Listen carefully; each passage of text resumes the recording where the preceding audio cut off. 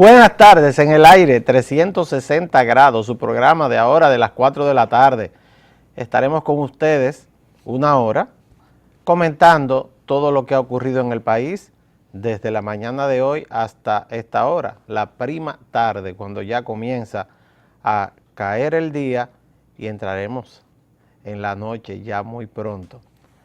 Pues en el día de hoy, que es 3 del mes de marzo del año 2017, las Naciones Unidas lo ha declarado el Día Mundial de la Vida Silvestre, así como lo escuchan, el Día Mundial de la Vida Silvestre, donde se trata de que la humanidad tome con la importancia de lo que es la flora y la fauna, la belleza que existe en el planeta, de un lado a otro del planeta, de un polo al otro lado de la parte más extrema del planeta, pues toda la cantidad de climas, los animales, la flora, la fauna, los árboles, todo el verdor o a veces también la belleza que existe en la aridez,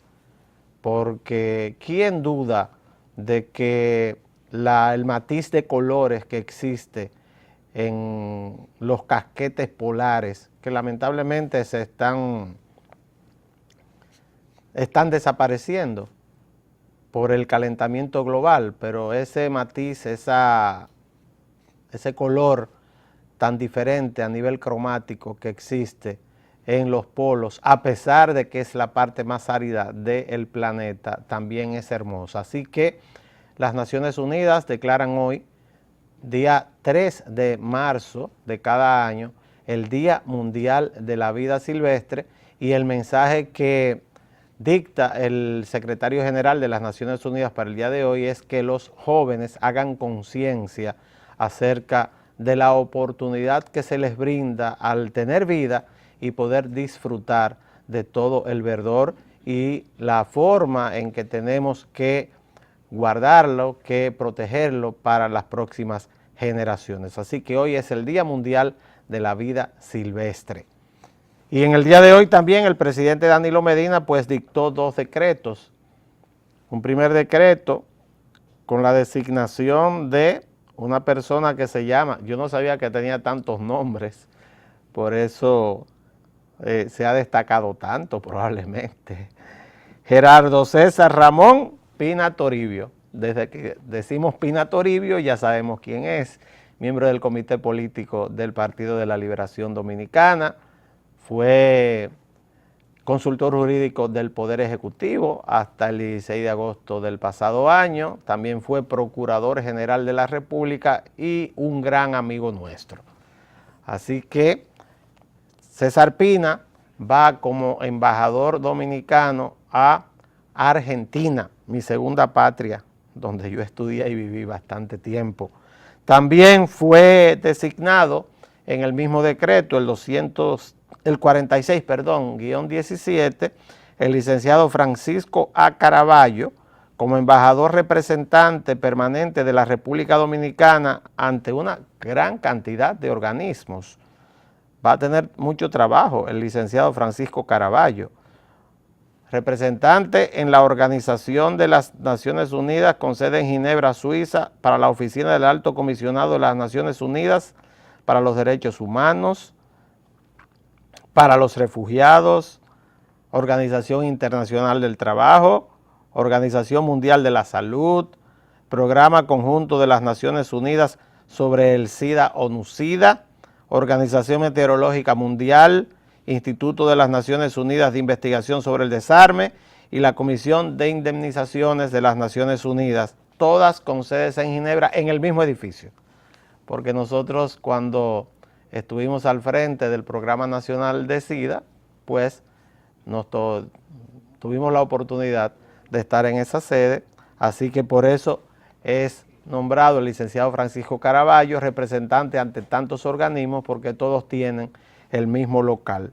Y en otro decreto, el presidente de la República, pues cumpliendo con lo que fue su promesa de aceptar en todas sus partes el informe que le entregó la comisión que investigó los hechos ocurridos en San Pedro de Macorís, donde murieron 2 periodistas, designó ya en forma definitiva a un director del Consejo Estatal del Azúcar. Queda designado por el decreto 47-17 el ingeniero Pedro César Mota Pacheco, director ejecutivo del Consejo Estatal del Azúcar.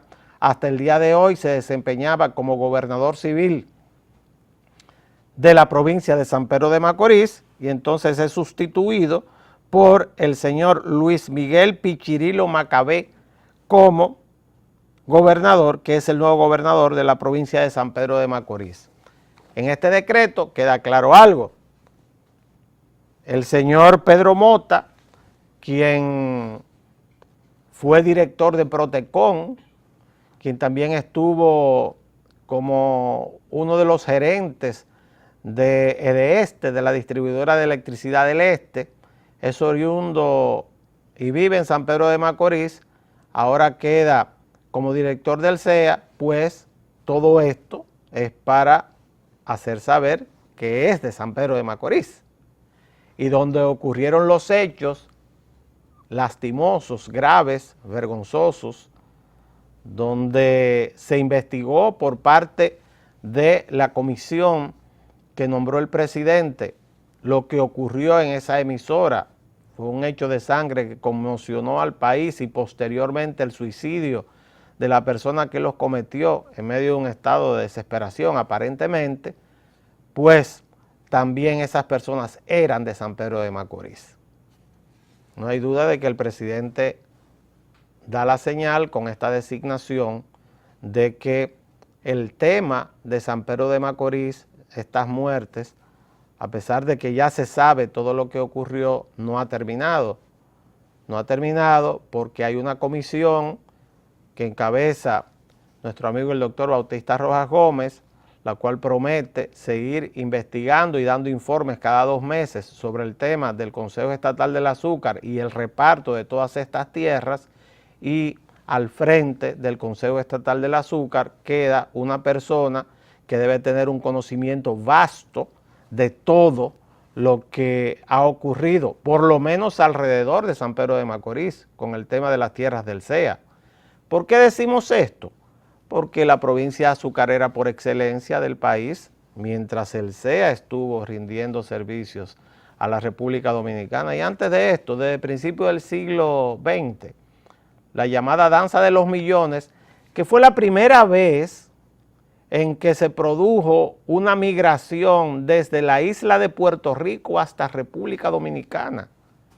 Muchos puertorriqueños vinieron a la República Dominicana entre los años 1917, 18, principios de 1920, toda esa década, porque ahí la provincia de San Pedro de Macorís y la ciudad de San Pedro de Macorís es la época en que se le denomina la Sultana del Este, es decir, una ciudad próspera donde había una gran migración de una parte importante de los dominicanos que vivían en nuestro territorio, realmente en esa época bastante despoblado, hace más de 100 años aproximadamente, pues iban a San Pedro de Macorís por los altísimos precios que tenía el azúcar, y era una ciudad muy próspera, San Pedro de Macorís. Todo esto cae después de la Gran Depresión del año 29 exactamente,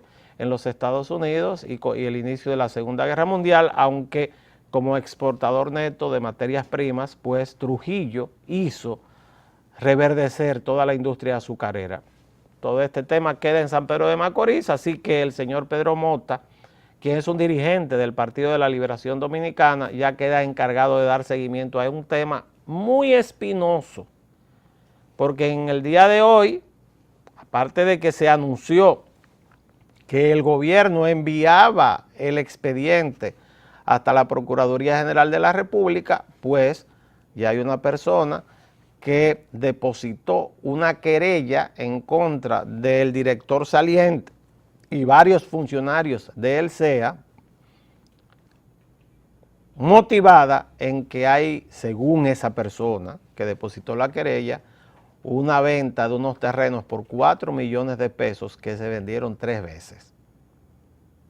Es decir, que es probable que después de estos hechos de San Pedro de Macorís comience a destaparse una enorme caja de Pandora que tiene más de 25 o 30 años, donde se ha repartido todo lo que era propiedad del gobierno dominicano, del Estado dominicano y del país.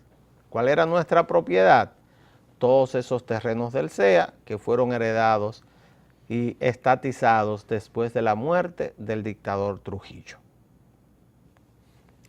Hay otro tema, aparte de estos decretos, que hay que llamar la atención a las posiciones que están tomando ciertas instituciones. Cuando, en mi caso, yo miro el titular del periódico El Nacional de hoy, que se los voy a presentar, casi nunca traigo periódicos aquí, porque trato de, por respeto a ustedes, por supuesto, tener preparados, y claro como lo hice, los programas antes de sentarme en este sillón, porque no vamos a improvisar. Tómenme este titular. Iglesia denuncia adultos empujan jóvenes al precipicio. Lo cierto es que se fundamenta este titular en un artículo de la revista Camino, que es la revista de la Arquidiócesis de Santiago, y por lo tanto, lo que dice esa revista es responsabilidad de la Iglesia Católica en Santiago. Y cuando digo que aquí hay que auscultar o quizás analizar de forma profunda el papel que está asumiendo cada institución en un momento determinado, lo cierto es que nosotros no entendemos, como que tenemos el país al revés. Se supone que son las iglesias en general, en este caso la iglesia que es mayoritaria en el país en profesión de fe, que es la Iglesia Católica, la encargada de que esta sociedad no pierda los valores. Que lo que aprendimos de nuestros abuelos, de nuestros padres, una sociedad construida sobre una cantidad de valores que no, los valores no son más que el aprendizaje social que recibimos de nuestros ancestros, porque los valores se aprenden. Nadie nace con el valor de la honradez, nadie nace con el valor de la seriedad, nadie nace con el valor de la responsabilidad, para poner 3 ejemplos nada más. Hay toda una categorización de los valores. Pues mucho del freno social que tenemos los seres humanos se fundamenta en nuestra creencia en que existe una vida trascendente. Porque si no hubiera trascendencia en la vida, es decir, si no tuviéramos fe en que aparte de esta vida que tenemos ahora, existe una vida posterior, después que el cuerpo, el alma y el espíritu se separan, que es lo que aprendimos desde el punto de vista religioso, que lo que nos enseñaron los sacerdotes y los pastores, pues entonces sería como dice un versículo de la Biblia, comamos y bebamos que mañana moriremos. Seríamos epicúreos, es decir, viviríamos solamente para los placeres terrenales. Ahora, la responsabilidad de eso es de las iglesias. Entonces yo digo que estamos al revés. Porque cuando nosotros comparamos este tipo de actitud, discurso, planteamiento de las iglesias en cuanto al cuestionamiento a lo que es la sociedad dominicana, y ellos plantean que los adultos, porque gráficamente me parece algo horrible, que los adultos estamos empujando a los más jóvenes al precipicio, y lo comparo con el discurso del presidente Danilo Medina el pasado lunes, que fue un discurso principalmente optimista, digo, aquí estamos al revés. Porque la sociedad política, suponemos, es la que está destinada a administrar la cosa pública, administrar la polis, como decían los griegos, administrar la ciudad. Y, como bien dijo el Señor Jesús, mi reino no es de este mundo. Lo trascendente le corresponde a las iglesias. En el discurso del presidente Danilo Medina, bueno, él da una visión que es la suya y es la de muchos de nosotros, una visión enormemente optimista de la República Dominicana.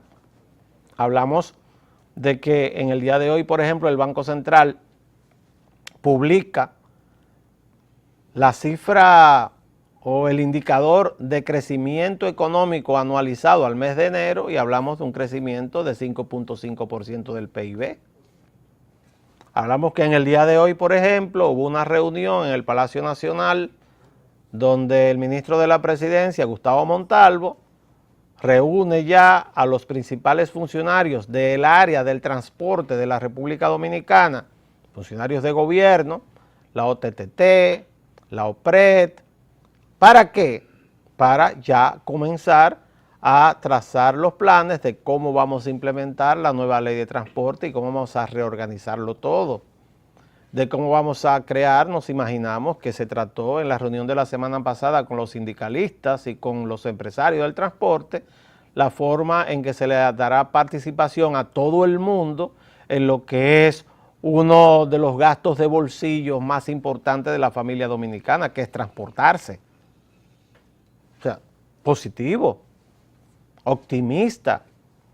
Hablamos de una visión optimista cuando se describe que la República Dominicana es objeto de la visita de más de 6 millones de personas al año que vienen a disfrutar de la suavidad de nuestro clima, de la belleza de nuestras montañas o del calor que caracteriza a las aguas de nuestras playas. Optimista. Entonces, ¿cómo es posible que quien debe plantear la esperanza diga que estamos llenos de desesperanza? No entiendo el discurso de esta parte de la iglesia, no lo entiendo, porque quienes se supone que están imbuidos del espíritu optimista en cuanto a el camino que debe llevar esta sociedad es precisamente la iglesia, no son los políticos. Los políticos están para administrar la polis y lo pueden hacer bien o hacer mal, pero el resultado se ve aquí. Y todo esto, o este artículo, y ustedes miran el titular y dicen, pero ¿a dónde es que estamos empujando los adultos a los millennials? Porque somos generaciones diferentes. Algunos dicen que los baby boomers, generación a la cual yo pertenezco, creamos toda la riqueza para que los millennials vengan ahora a gastarla. Eso es lo que se dice.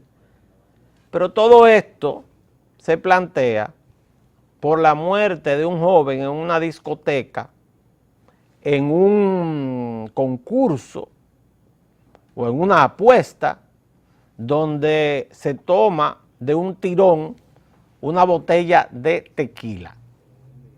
Entonces se toma el hecho de un mozalbete mayor de edad, me imagino, por supuesto, para estar en una discoteca y por tomar alcohol, pues que sale en un video que se ha hecho viral en la República Dominicana, donde se toma una botella de tequila y cae. Yo le quiero decir a quien escribió el artículo que en mi caso, desde que yo era pasante allá en Sabanabuey de Baní, he venido mirando casos de ese tipo y a nadie lo han empujado para que se vaya al precipicio. ¿Por qué digo que lo he venido mirando? Porque yo soy médico. Y como médico me tocó, cuando hacía medicina de emergencia, tratar a muchos intoxicados por alcohol. Ese muchacho murió porque no hubo conocimiento, no hubo forma de cómo tratarlo. simplemente. Incluso la glucosa al 50% que teníamos en la medicina de atención primaria en esa época y todavía ahora es para los borrachos, precisamente porque el alcohol lo que produce es una caída brusca de lo que son los niveles de glucosa en el organismo, y la glucosa es el combustible del cerebro y los demás órganos.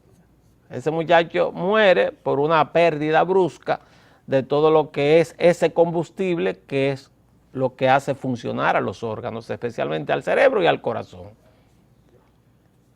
Con azúcares se hubiera resuelto el tema. Ahora, creo que es una exageración hablar, y yo hablo como doliente, padre de 3 niños, abuelo de una, la mayoría de los que me está mirando son padres, casi seguro. O sea, ninguno de nosotros, yo creo, se ha planteado empujar a sus hijos al precipicio, todo lo contrario. Creo que la mayoría de los padres y madres de este país tienen la visión optimista que plantean los políticos que están al frente de la cosa pública en este momento. La República Dominicana no tiene por qué estar pesimista, y mucho menos con sus jóvenes. Los jóvenes de la República Dominicana en este momento tienen mayores oportunidades que las que tuvimos nosotros.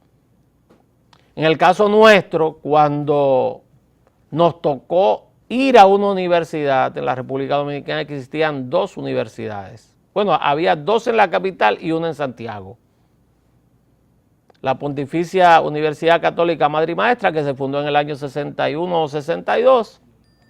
La Universidad Nacional Pedro Enrique Ureña, las 2 privadas, y la Universidad Autónoma de Santo Domingo, donde estudiamos todos prácticamente, y todos los que fuimos graduados de ahí, pues una buena mayoría de ellos son los que están al frente de las empresas, de las industrias, de la función pública, los que nos graduamos en esa Universidad Autónoma de Santo Domingo. Entonces, no tenemos por qué mirar las cosas tan negativas como decir que estamos empujando a la juventud hacia el precipicio, cuando son ustedes, los sacerdotes y los pastores, los que tienen que plantear el optimismo en lo que es la República Dominicana. Así que para nada puedo estar de acuerdo con lo que es esta visión que plantea la revista Camino. Para nada. Creo que están absolutamente equivocados.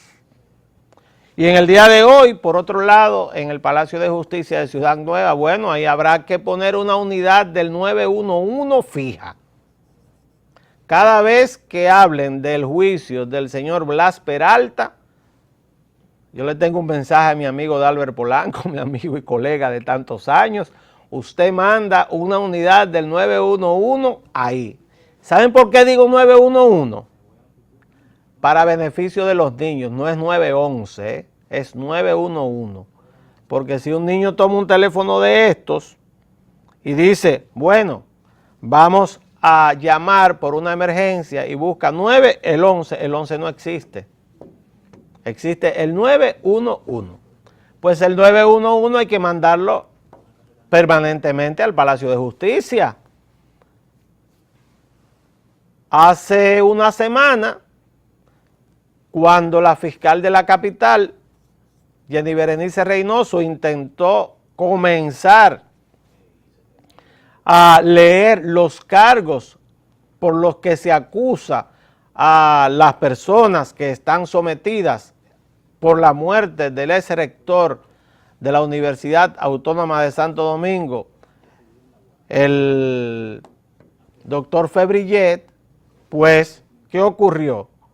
Hubo uno de los acusados que cayó en el piso y hubo que llevarlo corriendo a una clínica. Hubo que suspender la audiencia para que entraran los paramédicos de una ambulancia de el 911. Y en el día de hoy, entonces, continuó, se dio inicio al fin a la lectura de cargos, porque ya van 19, 20 reenvíos. Esto se hizo a pedido de los acusados a puerta cerrada. Es decir, que los periodistas, la prensa nacional no tuvo acceso a lo que fue la lectura de cargos, pero cayó otro, goteó otro hoy también.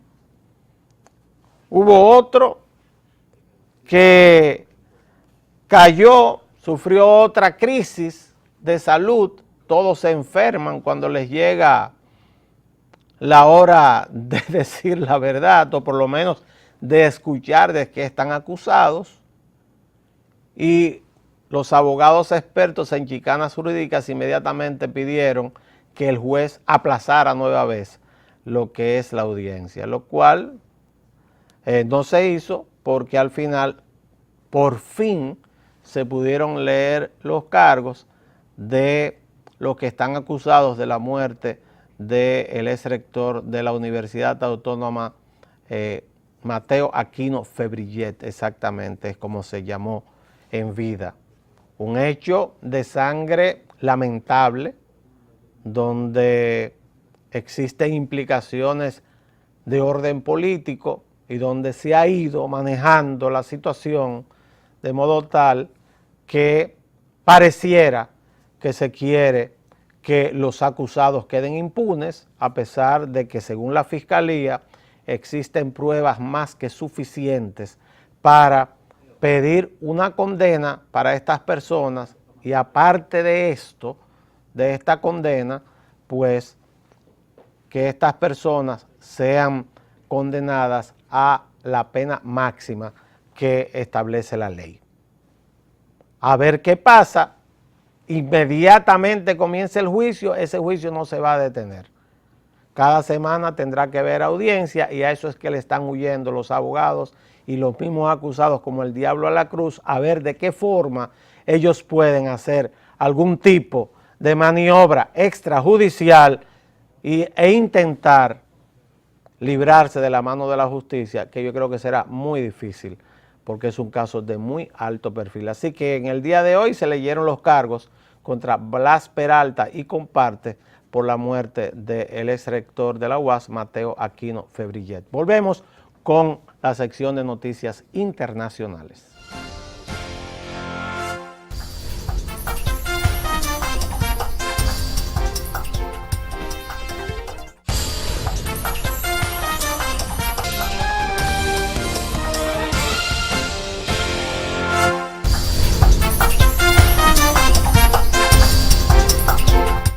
Y el personaje más mencionado en los pasillos de Washington y en la prensa de los Estados Unidos desde el día de ayer, hace 2 días ya, es el embajador ruso, Sergei Kislyak.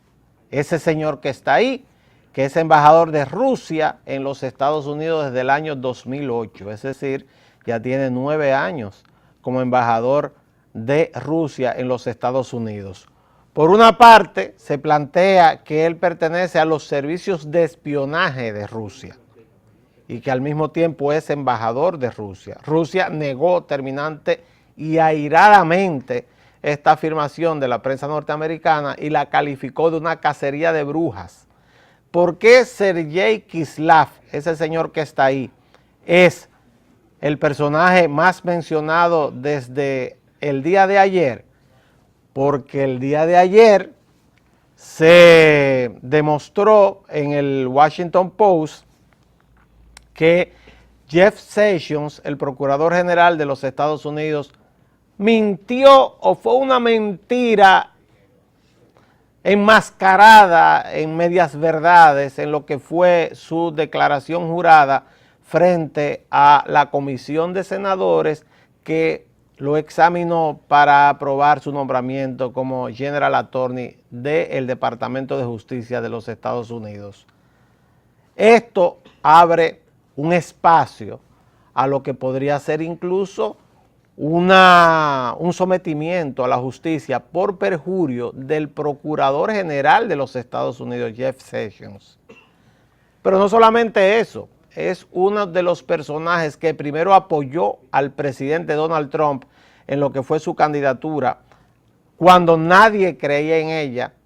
Es una de las figuras principales de Donald Trump en lo que es su tren gubernamental y más que eso, a los que le manejan el lenguaje informático, podemos afirmar aquí que Jeff Sessions, socio político de Donald Trump y procurador general o fiscal general de los Estados Unidos, es uno de los cortafuegos, es decir, uno de los muros, uno de los bloques para impedir que la investigación en el tema de la conexión rusa de la campaña de Donald Trump a través de muchos o varios de sus principales colaboradores. Ya hay 3 señalados. Jeff Sessions en el día de ayer, anunciamos antes de salir de aquí, de que iba a dar una rueda de prensa a las 4 de la tarde, 5 de la tarde de aquí, y en la rueda de prensa lo que anunció era que se recusaba a sí mismo.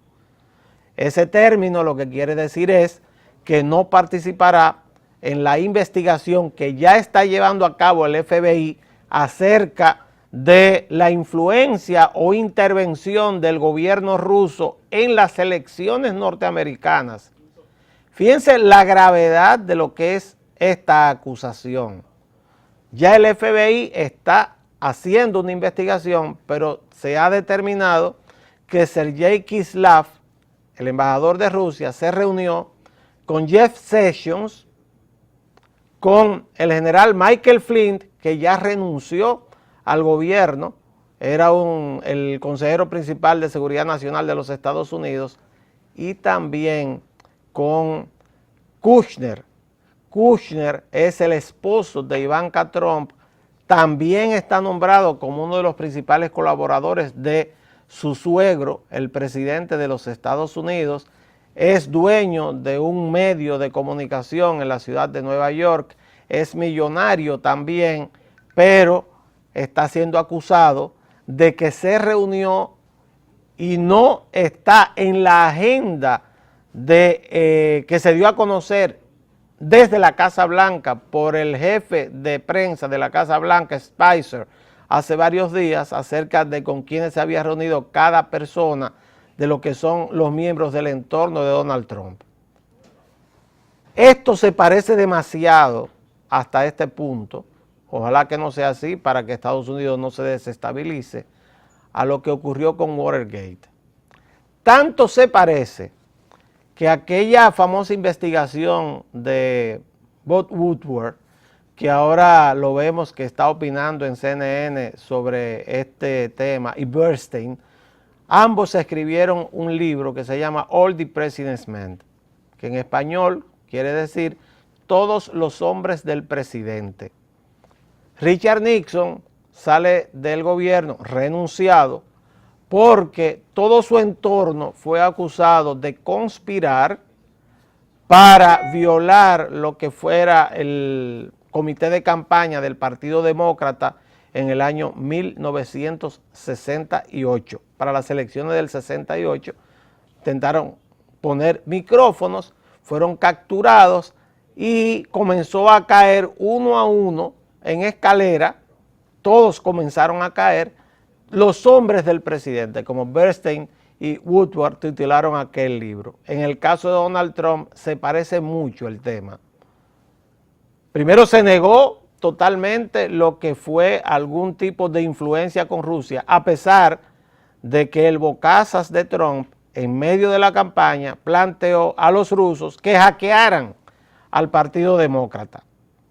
A veces, en algunas personas, la lengua es mucho más rápida que el cerebro. Esa expresión llevó al presidente Barack Obama en ese momento a ordenar una investigación por parte del FBI. Y ya en el medio del periodo de transición, con las pruebas que entregó el Buró Federal de Investigaciones, el FBI, al presidente de los Estados Unidos, pues este ordenó la salida de 35 miembros de la embajada rusa en Washington, acusando a Rusia directamente, el presidente Barack Obama, de haber intervenido en las elecciones de los Estados Unidos. Todo esto lo negó el hoy presidente Donald Trump. El hoy presidente Donald Trump, después que planteó a Rusia que hackeara las cuentas del Partido Demócrata y que mucha información clasificada salió de ahí, filtrada a medios de comunicación, pues en este momento lo que aparenta ser es que le están dando medicina de una cucharada de su propia medicina, perdón. Le están dando cucharadas de su propia medicina porque todo parte de liqueo, es decir, de informaciones que llegan a la prensa aparentemente desde los servicios de información o de inteligencia de los Estados Unidos, que han sido golpeados por declaraciones de Donald Trump, son publicadas alegremente por los medios, muy especialmente 3 medios: CNN, que es la compañía de noticias más importante del mundo a nivel televisivo; The New York Times, que es el vocero principal de los liberales neoyorquinos y los liberales en sentido general en Washington, y ha sido acusado de publicar noticias falsas; y el Washington Post, que fue el periódico que destapó el escándalo de Watergate. A seguir el guión de esta telenovela que se denomina Conexión Rusa, a ver hasta dónde llevará Sergei Kislyak, Rusia y el hackeo de estas cuentas al presidente Donald Trump, que hace 2 días que ni siquiera pone un Twitter, aparentemente, de la preocupación que tiene o de los consejos que se le han dado. Hoy es viernes, termina la semana, nosotros estaremos aquí el próximo lunes, si Dios lo permite, con ustedes. Que pasen un feliz resto de la tarde.